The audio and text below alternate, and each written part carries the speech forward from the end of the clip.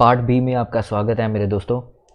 Okay, coding decoding के जैसे मैंने पार्ट वन में आप लोगों को सारा कुछ बताया किस तरीके से हमारे पास अल्फ़ाबेट के रिलेटेड हम लोग क्वेश्चंस करते थे, लेकिन अब हम लोग यहाँ पे नंबर्स या डिजिट के अकॉर्डिंग भी क्वेश्चंस देखेंगे। ठीक है, तो अगली टाइप की बात करते हैं। जैसे उसने कहा अगली टाइप है अल्फ़ाबेटिकल पोजीशन बेस्ड क्वेश्चंस। ठीक है, टाइम को कहता है कि अगर मैं किसी कोड लैंग्वेज में लिख देता हूँ 209135, टेप को हम लोग 201165 लिख देते हैं, what will be the code for went. तो वेंट का कोड क्या होगा? देखिए अब ये क्या है, मैंने फर्स्ट वीडियो में हर एक अल्फ़ाबेट आपको याद करवाया था। जैसे टी की पोजीशन क्या होती है हमारे पास 20। ठीक है, तो मैंने यहाँ पे देखा कि टी की पोजीशन हमारे पास यहाँ पे क्या आ गई 20। ठीक है, आई की पोजीशन क्या है हमारे पास 9, एम की पोजीशन क्या आती है 13 एंड ई की पोजीशन क्या आ गई 5। जब भी नंबर्स में गिवन हो आपके पास, मतलब कोड आपके पास डिजिट्स में गिवन है, तो वहां पे याद रखना ज़्यादातर ये केस रहता है कि ये अल्फ़ाबेटिकल पोजीशन बेस्ड ही क्वेश्चन होगा। अब टी की पोजीशन टेप में देखते हैं क्या है 20, ए की पोजीशन क्या आती है हमारे पास 1, पी प्रिंसेस 16 साल की और ई की पोजीशन क्या आ गई 5। ठीक है, तो वेंट की पोजीशन क्या आ जाएगी, वेंट का अगर आंसर फाइंड करना तो डब्ल्यू की पोजीशन क्या आ गई 23, ई की पोजीशन क्या आ गई हमारे पास 5, एन की पोजीशन क्या आ गई हमारे पास 14 और टी की पोजीशन क्या आ गई हमारे पास 20। तो मेरे पास आंसर क्या आ जाएगा 23511420 हमारा आंसर आ जाएगा यहाँ से। ठीक है, अगला क्वेश्चन कैब। तो कैब उसने कहा कैब को अगर हम लोग 213, कैब को अगर मैं किसी कोड लैंग्वेज में 213 लिख देता हूँ और बैग को 712 लिख देते हैं, what will be the code for dig. तो डिग का कोड क्या होगा? अब यहाँ पे भाई सी की पोजीशन तो 2 नहीं होती 3 होती है, तो यहाँ पे क्या कॉन्सेप्ट था हमारे पास, सी की पोजीशन इस जगह पे लिखी गई है, ए की पोजीशन उसके सामने और बी की पोजीशन क्या आ गई हमारे पास 2। तो कई बार एग्जामिनर क्या करता है, इनकी अल्फ़ाबेटिकल पोजीशंस को इधर उधर करके, कहने का मतलब शफल करके भी, स्प्लिट करके भी लिख सकता है। बी की पोजीशन क्या आ गई अगेन यहाँ पे 2, ए की पोजीशन क्या आ गई हमारे पास 1 एंड जी की पोजीशन क्या आ गई 7। ये दो हमेशा इसलिए दिए जाते हैं ताकि आपको अच्छे से क्लियर हो जाए, क्योंकि पैटर्न दोनों में सेम ही लगेगा और उसी के अकॉर्डिंग ही हम लोग आंसर बनाएंगे। जी की पोजीशन क्या आ जाएगी अब हमारे पास 7, आई की 9 एंड डी की पोजीशन क्या आ जाएगी 4, तो आंसर आ जाएगा 794। ठीक है, नेक्स्ट टाइप देखते हैं। अगली टाइप है रिवर्स अल्फ़ाबेटिकल पोजीशन बेस्ड। ठीक है, अब देखिए कैसे हमें पता चलेगा। उसने कहा टाइम को अगर मैं कोड लैंग्वेज में लिख देता हूँ 7181422, लिमिट्स को भी आगे इसी तरीके से कुछ नंबर्स में लिखा है, what will be the code for went. तो वेंट का कोड क्या होगा? देखिए एक और चीज़ मैं यहाँ पे क्लियर कर देता हूँ, कई बार क्या होता है पिक एंड राइट फॉर्म भी जो पार्ट 1 में हम लोगों ने पढ़ी थी वहाँ पे भी डिजिट आ सकते हैं, लेकिन कंडीशन उस केस में क्या होती है कि अगर टाइम का कोड जैसे ये लिखा है तो बहुत सारे डिजिट आ रहे हैं, टाइम के 4 अल्फ़ाबेट है लेकिन डिजिट इतने सारे हैं। ठीक है, तो उस केस में क्या होगा, 4 ही अल्फ़ाबेट तो 4 ही डिजिट हैं, तो वहां पे समझ लेना कि पिक एंड राइट फॉर्म की बात हो रही है। ठीक है, ओके। टी की पोजीशन होती 20, भाई 20 तो यहाँ पे दिखाई नहीं दे रहा। आई की पोजीशन 9 होती, 9 भी नहीं दिखाई दे रहा। तो अब ये क्या है, ये है हमारा reverse alphabetical position. Reverse alphabetical position कैसे, जैसे मैंने आपको बताया था कि जब भी हमारे पास किसी चीज़ की रिवर्स अल्फ़ाबेटिकल पोजीशन फाइंड करनी है तो हम लोग क्या करते हैं, उस नंबर को 27 में से अल्फ़ाबेटिकल पोजीशन को माइनस कर देते हैं। ठीक है, तो टी की पोजीशन होती 20, तो 27 माइनस 20 कितना आ गया 7। आई की पोजीशन क्या आती 9, 27 माइनस 9 कितना आ गया 8। एम की पोजीशन 13, तो 13 माइनस किया तो कितना आ गया 14। ई की पोजीशन होती है हमारे पास 5, तो 27 माइनस 5 कितना आ गया 22। तो सेम केस एल 12 होता है, 27 माइनस किया तो कितना आ गया 15। आई 9 एंड 18, एम 13, तो उसका क्या आ गया 14। आई अगेन 18, टी 20 का 7 आ जाएगा, तो एस 19 एंड 8। तो इस तरीके से रिवर्स अल्फ़ाबेटिकल पोजीशंस का कॉन्सेप्ट था। ठीक है, तो डब्ल्यू की पोजीशन क्या आ जाएगी 27 माइनस 23 कितना आ जाएगा हमारे पास 4। ई 5 है तो ऑलरेडी हम लोगों को पता है 5 की कितनी थी, ई की पोजीशन 22, तो हमारे पास कितना आ गया 22। एन 14, तो 27 माइनस 14 कितना आ गया हमारे पास 13। टी हमारे पास 20, तो टी की पोजीशन क्या आ जाएगी 7, तो 422137 हमारे पास आंसर आ जाएगा। ठीक है, ओके। अगली टाइप देखते हैं। नेक्स्ट टाइप है हमारे पास मैथमेटिकल ऑपरेशन। बड़ा ही इंपॉर्टेंट कॉन्सेप्ट है ये, अच्छे से समझ लेना इसको। ठीक है, मैंने कहा हमेशा इस चीज़ का ध्यान रखना, मैथ्स के जो क्वांट के हमारे लेक्चर्स हैं उसमें भी आप लोग ये देखोगे, हमारा मेन मकसद होता है सिर्फ क्वेश्चन सॉल्व करना, जो आपको शॉर्टकट याद करवाना नहीं, बेस मजबूत करना। क्योंकि अगर आपके बेसिक्स अच्छे हैं तो क्वेश्चन नहीं पेपर में कभी भी रुकेगा। ठीक है, बड़ा रेयर होता है कि सेम ही क्वेश्चन पेपर में आ जाए, लेकिन अगर कॉन्सेप्ट अच्छे से क्लियर है तो कभी भी एग्जाम में क्वेश्चंस नहीं रुकते। मैट, अब मैट का क्या लिखा उसने, 34 लिख दिया। ठीक है, दिलीप का कोड उसने 50 लिख दिया, तो भाई ये क्या आ गया हमारे पास, ये तो एक नंबर आ गया। तो इस चीज़ को उसने कैसे किया होगा वो अभी हम लोग सॉल्व करके देखते हैं। देखिए मैट को 34, जब भी कुछ ऐसी चीज़ आ रही हो, कोई नंबर आ रहा हो, ठीक है, तो वहाँ पे मैथमेटिकल ऑपरेशन चल रहा होता है। कौन कौन सा हो सकता है, वहाँ पे प्लस का भी हो सकता है, अल्फ़ाबेटिकल पोजीशन को प्लस किया जाए, मल्टीप्लाई भी हो सकता है, प्लस करने के बाद उसको डिवाइड भी कर सकते हैं। ठीक है, तो कोई भी कॉन्सेप्ट हो सकता है, वो आप लोगों को अच्छे से समझना। हाँ, नंबर ऑफ अल्फ़ाबेट का भी कॉन्सेप्ट हो सकता है कि मैट के 3 अल्फ़ाबेट है, यहाँ पे 2 लिखा होगा, दिलीप के 5 हैं तो यहाँ पे 4 लिखा होगा, तो इस चीज़ का भी ध्यान रखना। मैट का कोड उसने कहा कि हमारे पास क्या आ रहा है, 34, तो एम की पोजीशन क्या आती है हमारे पास, एम की पोजीशन आ जाती है हमारे पास 13, ए की पोजीशन हमारे पास 1, टी की पोजीशन हमारे पास 20। ठीक है, तो मैं देखता हूँ 13 प्लस 1 कितना आ गया हमारे पास 14, 14 प्लस 20 कितना आ गया 34।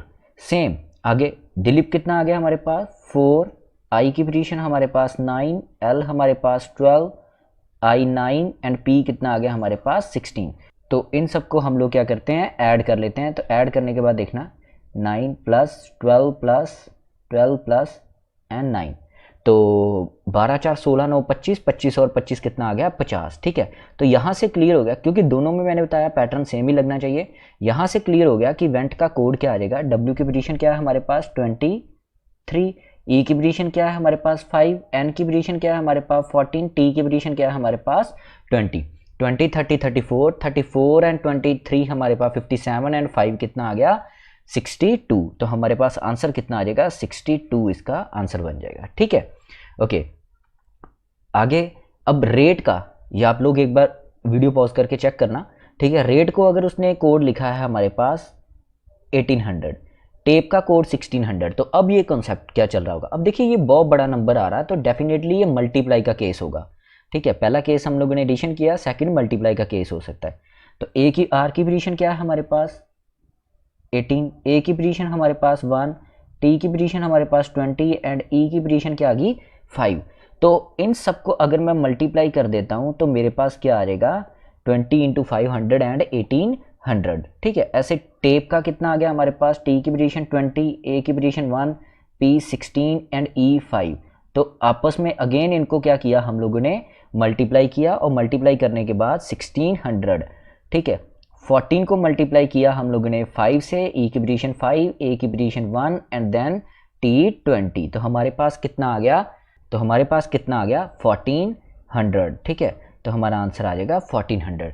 तो इस तरीके से मैथमेटिकल ऑपरेशन भी हो सकता है। तो मैंने कहा दो कंसेप्ट्स अच्छे से याद रखना ये। ओके, नेक्स्ट है अगली टाइप, एडिशन ऑफ अल्फ़ाबेट्स। भाई ये एडिशन ऑफ अल्फ़ाबेट्स क्या है, ये एक्चुअल में जो भी अल्फ़ाबेट की पोजीशंस होंगी उनकी एडिशन की गई। मैंने अभी बताया था कि नंबर ऑफ अल्फ़ाबेट्स और डिजिट अगर सेम आ रहे हैं तो पिक एंड राइट फॉर्म हो सकती है।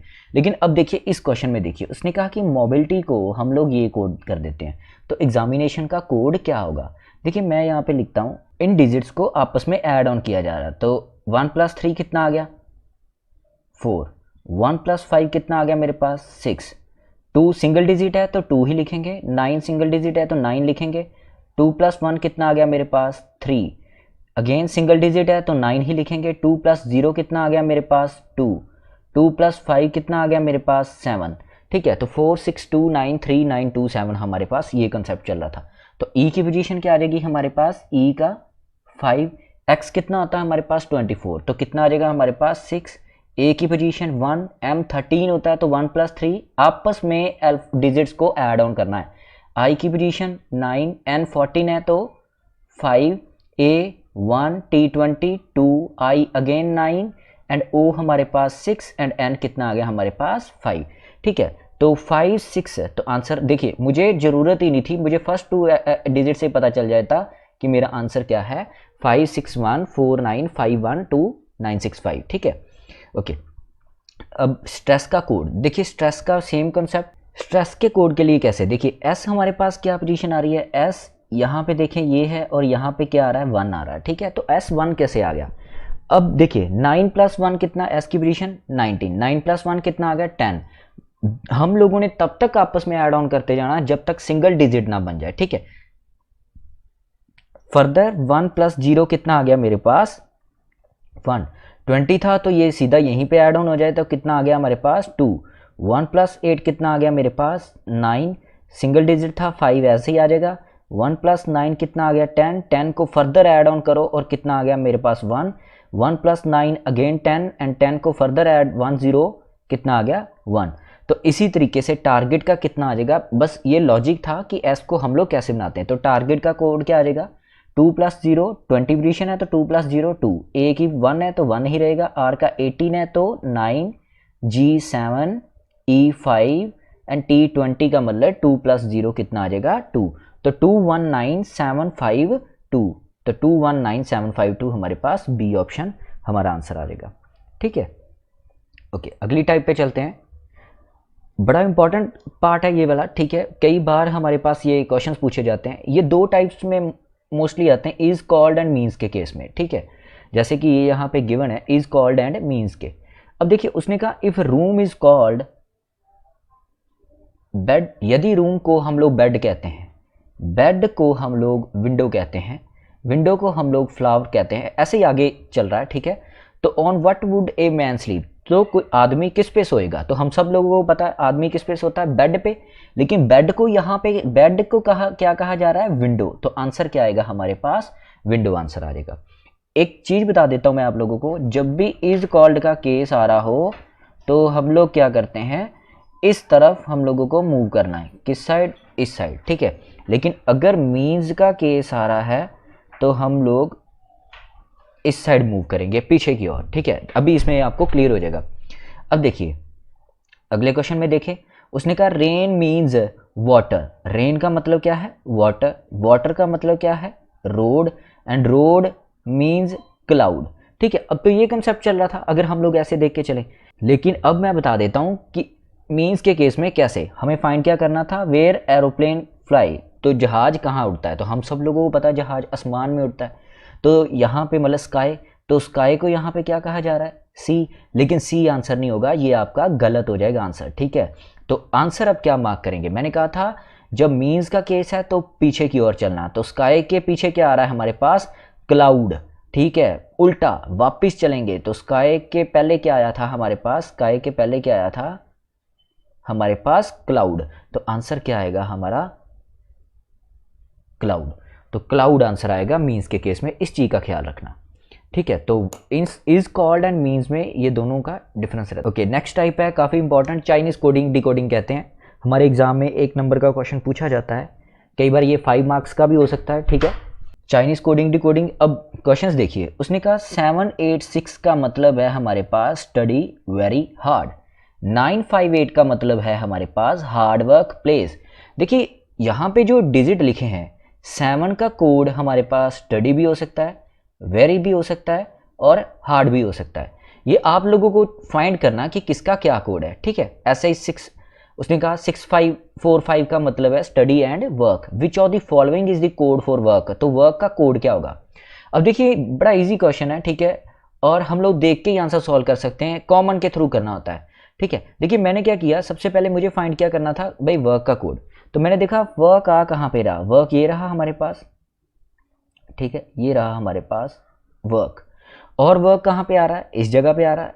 अब देखते हैं दूसरी और तीसरी स्टेटमेंट में कोई और तो नहीं कॉमन आ रहा, हार्ड पेज स्टडी एंड, ठीक है। अगर तो कोई नहीं आ रहा, ठीक है, तो इसका मतलब ये क्लियर हो गया कि जो चीज़ कॉमन है इस साइड भी हमारे पास क्या कॉमन आ रहा है 5 एंड 5, तो मेरा आंसर क्या आ जाता कि वर्क का कोड क्या है 5 हमारे पास आंसर आ जाएगा, ठीक है। ये सीधा आप लोग डायरेक्टली देख सकते थे, जैसे मैंने देखा hard work page study and work, work and work क्या आ गया हमारे पास इस क्वेश्चन में, ये और ये क्या आ गया हमारे पास कॉमन आ गया।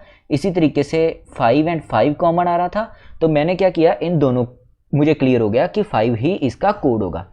अगर ऐसे ही हमारे पास अगर हार्ड का पूछा जाता, देखिए यहाँ पे तो आपको लगेगा कि सेम पोजीशन आ गई, अगर मेरे पास हार्ड का पूछा जाता कि हार्ड का कोड क्या है, ठीक है, तो यहाँ पे हार्ड आ रहा है, ठीक है, फर्स्ट एंड सेकंड में, ठीक है, और तो नहीं कोई कॉमन आ रहा, ठीक है, हार्ड एंड हार्ड आ गया, ठीक है। इस साइड क्या कॉमन आ रहा है हमारे पास 7 8, और यहाँ पे क्या क्या आ रहा है 8 एंड 8।